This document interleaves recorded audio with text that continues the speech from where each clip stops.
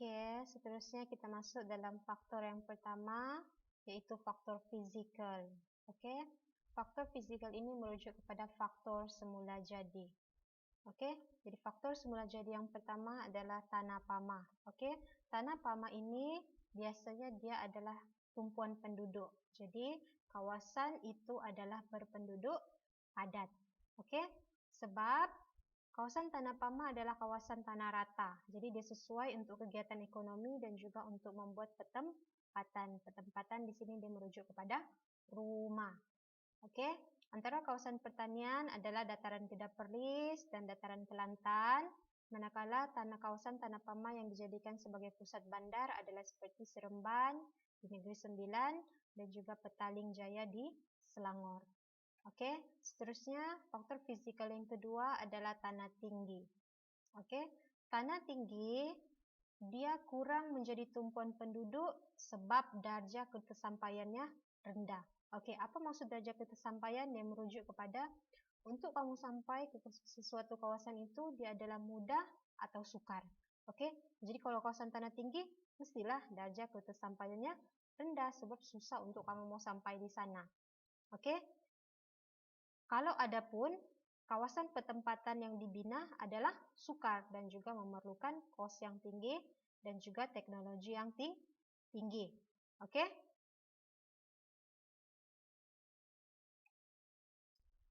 Oke, contohnya adalah kawasan penduduk jarang, contohnya di Ulu Tembeling, di Pahang, di Banjaran Kapuas, Hulu Sarawak, dan juga Banjaran Tahan di Pahang. Oke? Oke, faktor fizikal yang ketiga adalah pinggir laut dan juga saliran. Oke, apa itu saliran? Kamu sudah belajar dalam bab 7, saliran merujuk kepada sungai dan juga tasik. Oke, kawasan pinggir laut dan juga saliran adalah kawasan berpenduduk padat dan juga sederhana padat. Kenapa? Sebab kawasan pinggir laut, orang boleh menjalankan aktiviti menangkap ikan, aktiviti perikanan.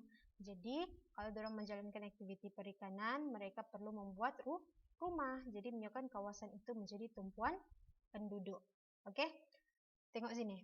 Tumpuan penduduk akibat kegiatan ekonomi, perikanan, dan juga pertanian. Sebab kenapa menjalankan aktiviti pertanian? Sebab adanya saliran, ada sungai. Jadi, kawasan itu adalah lebih subur.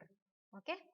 Kawasan pesisir pantai dan sungai menyediakan kemudahan perhubungan yang baik, contohnya di Besut, Terengganu, di Sungai Rajang di Sarawak, dan juga Sungai Kinabatangan di Sabah.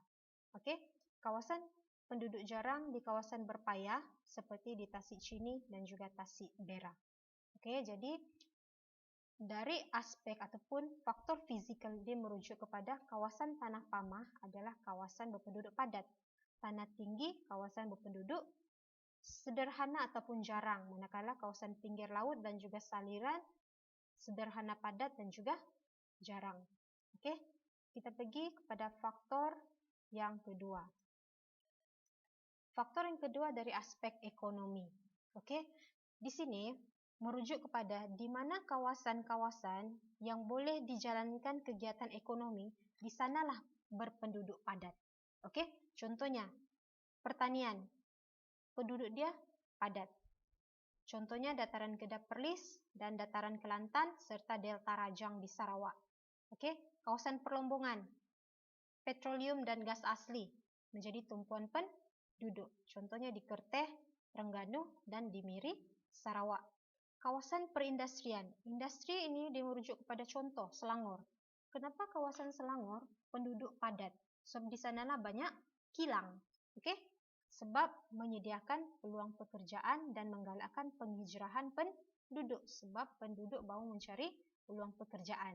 Oke? Contohnya di Wayan Lepas, di Shah Alam, di Batu Berendam dan juga di Nilai Negeri Sembilan.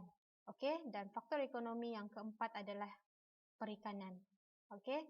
Menjadi tumpuan penduduk sebab kawasan perikanan berpenduduk sederhana padat di Semporna, di Tumpat Kelantan dan di Kemaman Terengganu. Jadi, di mana adanya kegiatan ekonomi, di sanalah penduduk dia lebih padat, lebih ramai. Oke, dua faktor sudah, fizikal dan juga ekonomi. Kita tengok faktor yang ketiga, faktor sosial. faktor sosial di sini dia terbahagi kepada dua, infrastruktur dan juga pendidikan. Oke, apa maksudnya infrastruktur? Di mana kawasan-kawasan yang infrastruktur dia baik, yang maju, di sanalah orang mau tinggal. Oke, contohnya air dan juga bekalan elektrik. Oke, kamu mau tinggalkah di kawasan yang tiada bekalan air, tiada bekalan elektrik, tiada orang mau tinggalkan? Jadi mesti orang cari di kawasan infrastruktur yang baik. Oke, jadi kawasan yang ada kemudahan bekalan, contohnya air, elektrik, telekomunikasi, dan pengangkutan akan menjadi tumpuan penduduk.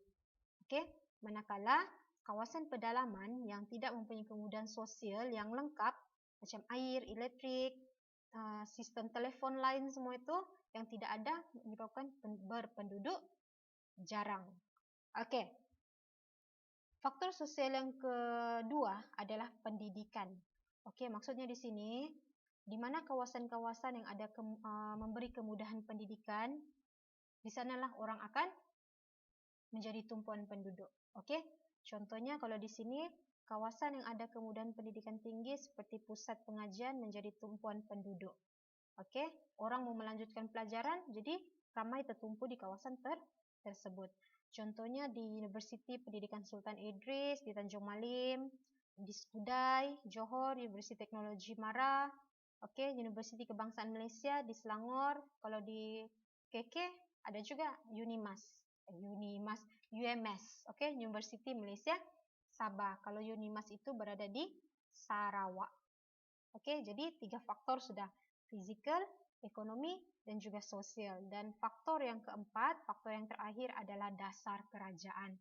Oke, dasar kerajaan ini merujuk kepada apa yang kerajaan boleh buat yang menyebabkan kawasan tersebut menjadi padat. Oke, dia terbahagi kepada 3, pembukaan bandar baru, bandar baharu. Oke, pembukaan bandar baharu ini dia merujuk kepada satu bandar itu sudah padat. Oke, jadi dia membuka satu bandar yang lain untuk mengurangkan kepadatan penduduk di kawasan bandar utama. Oke,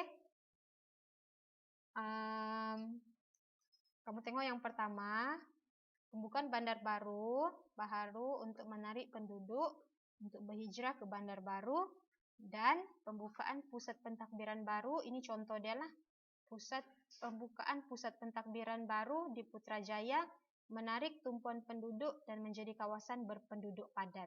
Oke, asalnya di Putrajaya dulu pun tidak apa-apa, tapi sebab dia membuka pusat pentadbiran baru, dia menarik penduduk datang ke kawasan tersebut.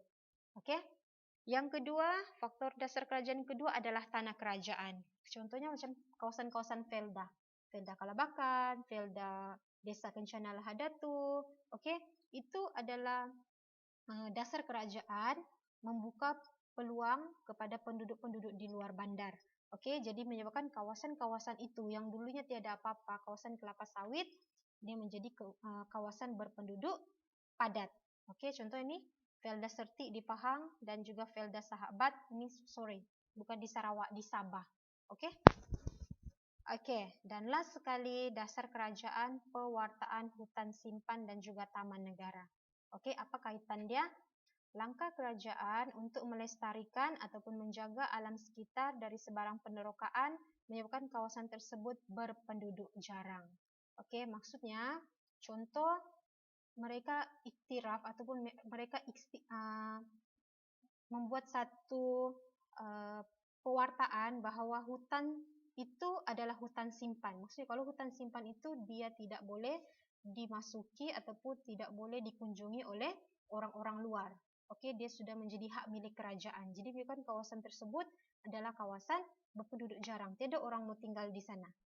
Oke, dan contohnya adalah Taman Negara di Pahang. Oke, Taman Negara di Pulau Pinang dan juga hutan simpan Royal Belum di Perak. Oke, jadi itu sahaja kelas kita untuk hari ini, dan soalan-soalan seterusnya kita jumpa dalam grup WhatsApp. Bye.